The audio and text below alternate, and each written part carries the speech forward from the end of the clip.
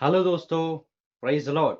एक बार फिर से स्वागत है आपका इस चैनल में। जैसे कि हम सब देखते हैं और इस बार जो हम बात करने वाले हैं वो है, हमारे बड़े बुजुर्गों ने भी कहा है, बेटा ज़िंदगी में कभी खुश रह लिया करो और ज़िंदगी में ये चीज़ें, ये खुशियाँ आपको दोबारा नहीं मिलने वाली क्योंकि ज़िंदगी दोबारा नहीं मिलती।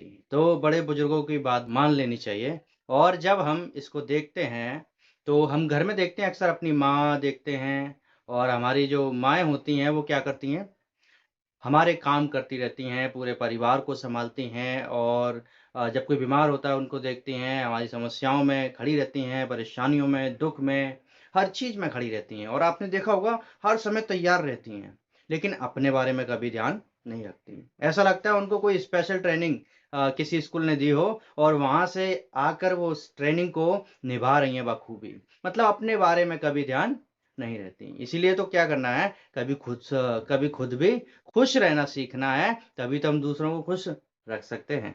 और यदि हम सब अपने आप को खुश रखना सीख जाएँगे, तो हम दूसरों को भी खुश रखना सीख जाएँगे। इसी से रिलेटेड मैंने एक कहानी को पढ़ा और जब मैं उस कहानी को पढ़ रहा था, तो मैं सोचा आपको बताऊँ।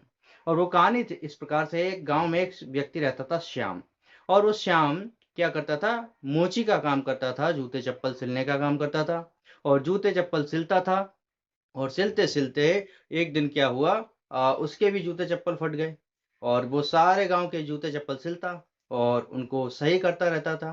तो गाँव वाले उससे भी बोल रहे थे कि भाई अपने तो जूते-चप्पल सही कर लो, तभी तो तुम दूसरों के कर पाओगे।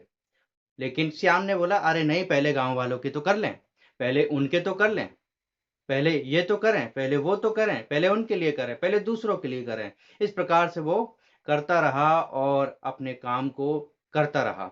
लेकिन एक दिन क्या हुआ, उसके चप्पल, जूते जो थे, जो वो पहना था, वो इतने बेकार हो गए कि अब उसके पाँव में वो नुकसान पहुँचाने लगे।